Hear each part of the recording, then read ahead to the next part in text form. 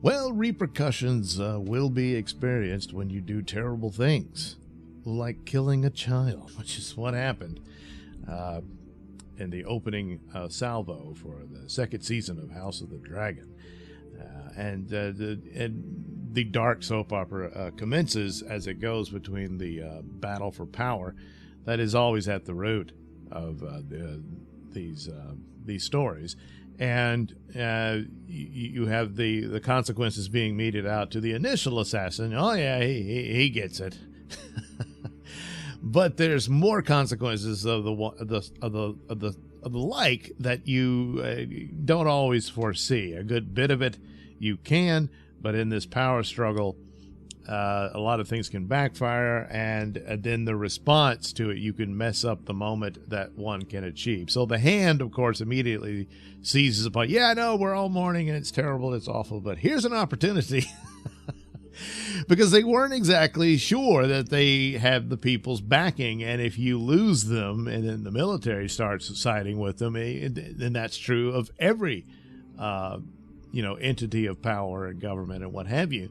And that the hand realizes, he's wise enough to know this, but the king is just a boy in an adult's clothing. He's kind of Homelander without the superpowers. He still wants a mommy.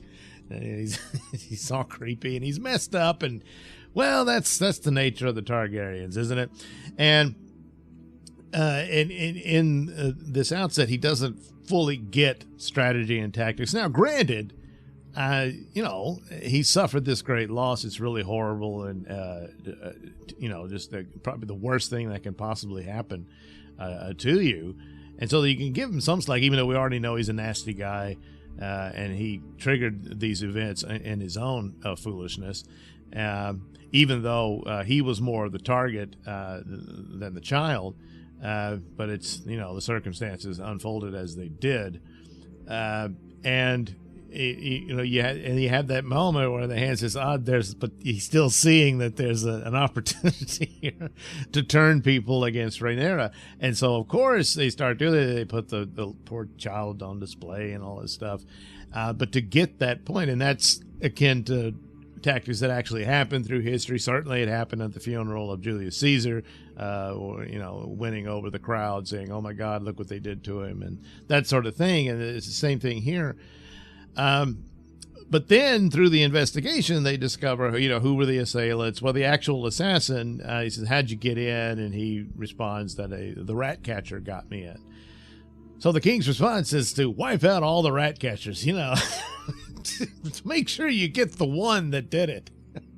Well, all the good graces that they had earned from the funeral and all of that is now gone.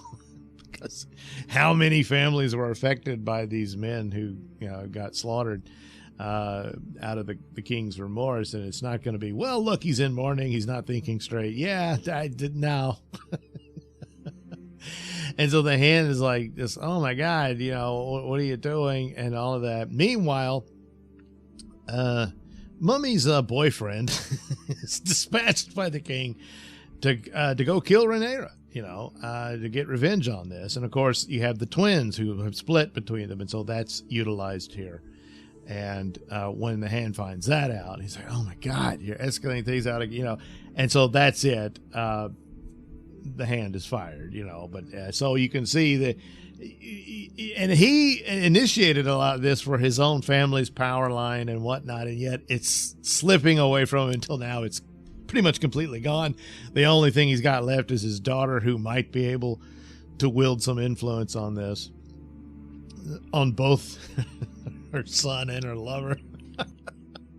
And so there's even more of the consequences of all his machinations ultimately are blowing up in his face.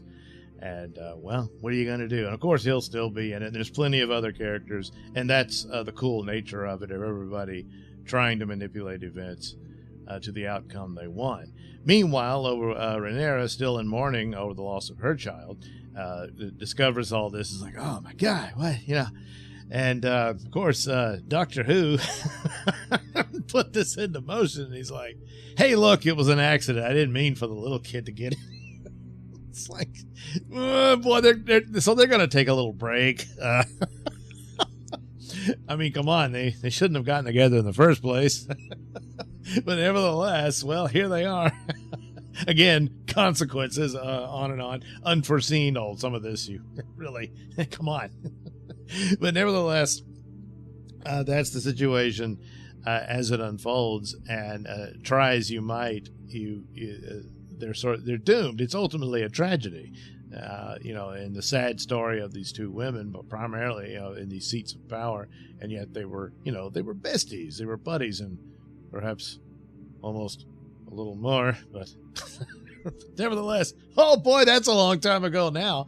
And so as it unfolds, and generally, especially a dowager, she was, rather nice, but kind of had no choice in all of this. But ultimately, it's just succumbing to the darkness that's all around them. There's people that are seemingly noble in some cases, but the evil is everywhere in a lot of ways, and it's the pursuit of power, but also justifying it in that I've got to protect my children, and that's ultimately a driving force and a justification for their actions. But consequences. So it's all performed well. I don't see any fault in the show so far. Of course, always awaiting it due to what happened to Game of Thrones, and of course the current era and that sort of thing. There's other people that were complaining that there wasn't enough sex scenes. The women weren't naked enough. There's a bathing scene, but you don't get any nudity out of it. I mean, it's like, look, if they decided not to do it anymore, I mean, good Lord, hasn't there been enough? Beyond that, I'm not going to fault them for it if they decided to make a decision on that. It's fine. And what the story's really about. So I don't really care about that. I'm not going to complain about these gorgeous women being exposed here and there. But if they decided to put it into that, did they? I don't know. He says, yeah, after so much nudity and suddenly you have a scene like that and you see nothing. Maybe, but I don't care. That's not the kind of thing that knocks me out of the story or what have you. And say, oh boy, the rules have changed here, huh? I got to defeat that male gaze or whatever.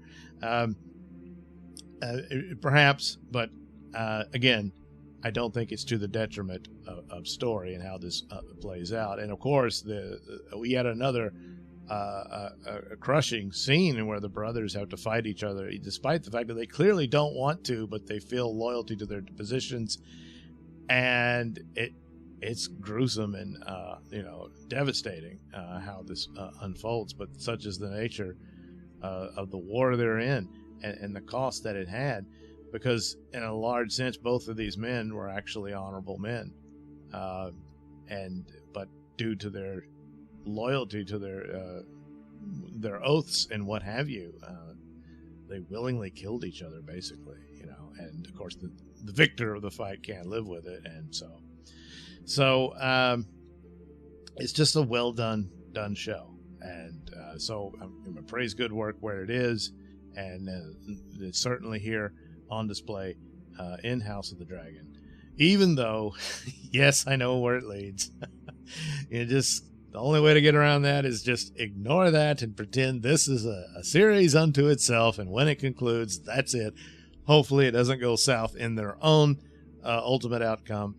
But of course, yeah, we know where the saga ultimately concludes. And a large part of that is because the author just won't finish it. At least you could have that and say, okay, that was the real ending. Just forget about how the show screwed up, and then tack on this series to that and say, yeah, there you go. But anyway, of course, leaps and bounds better than, obviously the stupid Star Wars show on now. And then, of course, Rings of Power has no chance of any, especially after that first season. I mean, my God, come on. There's really no, a turnaround coming in the midst of that. But as far as medieval fantasy and whatnot, Witcher did itself in, but now you have House of the Dragon, which surprised me, and so I'm still on board with it. But we'll see how this goes. Of course, always have to be wary of that, and it can happen at any moment. And then that's it. But anyway, I acknowledge good work when I see it. And I'm seeing it here so far.